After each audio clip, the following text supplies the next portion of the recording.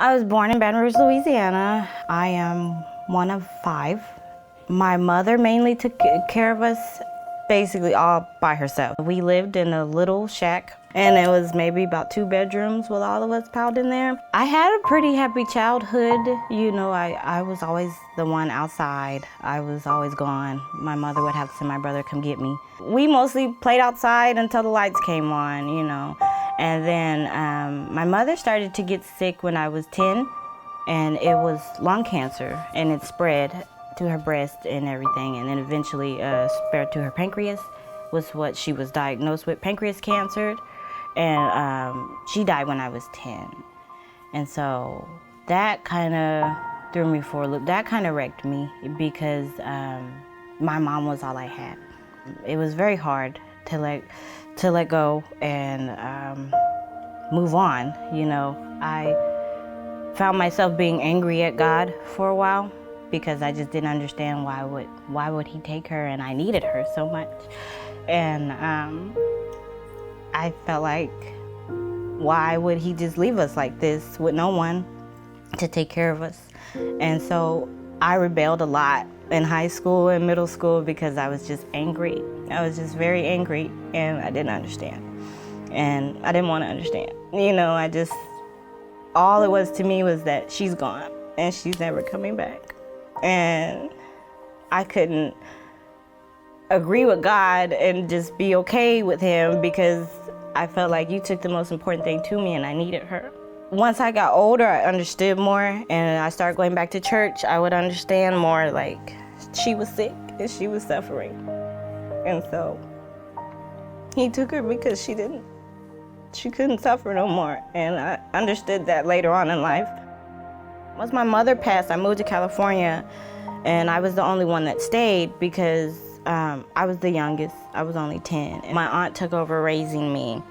Well, when I was staying with her, she had a really bad drug addiction, and she was addicted to crack cocaine, and she used to beat me, and I ran away a couple times, and because I just didn't want to be with her, and I didn't understand why my mom's sister would treat me like that. I was raised out there until I was 22, and then I came back out here to Texas. I found myself homeless in 2011, and just in between staying at friends' house and just trying to find somewhere to lay my head. And I did that for a while, and then eventually my sister, found out everything that was going on, and she invited me to come back and stay with her. 3 months into that, I found out I was pregnant, and I was terrified. I just felt like I wasn't ready. I was nervous. I was every other emotion, but the main thing that got me and what made me cry was the fact that she wouldn't be there. She wouldn't be there to see him. She wouldn't be there to hold him. She wouldn't be there for me. And so that hurt, just knowing that I'd have to go it alone. At around 6 months, I lost my job. I was actually working at the time, and I was doing home health care. I was living there. Soon after I lost my job, my sister kicked me out again. And she's like, oh, you're not working and everything like that. And I was just like, who's gonna hire me? I'm 6 months pregnant, I'm big, like nobody's gonna hire me. And so I found myself again with no place to go. So I was just looking and looking.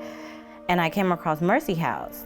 I remember Miss Tammy calling me and doing my interview. She's just so sweet and so funny, and her voice was just so light and full of energy. And I was just like, well, maybe this might work for me. Like, she made me feel welcome at the interview. What Mercy House provided was a home for us, and it felt like home. Everything, not just the sense of the word home, but every detail of it.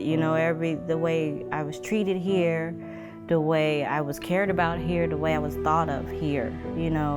I've never experienced anything like that, and I've never experienced what a true home is supposed to be like.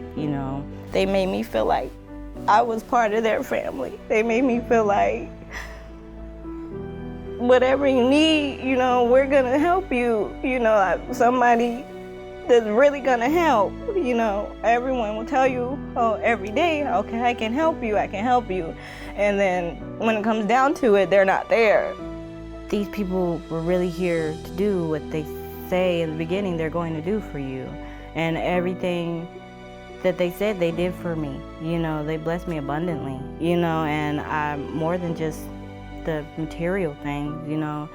I really feel like the most important thing that I took away from Mercy House was the fact of knowing that this is what family's like.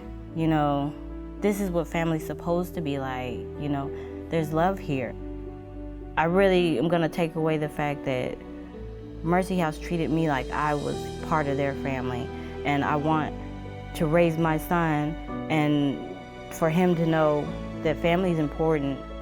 Being a mother is the most amazing thing in the world, and I wouldn't change it for anything. I love my son. I love him, and I love seeing him and being with him every day. Mercy House helped bring me back closer to God. I've been through a lot of struggle. I've been through a lot of pain, and through all of it, I just feel like God's been there. He never left my side.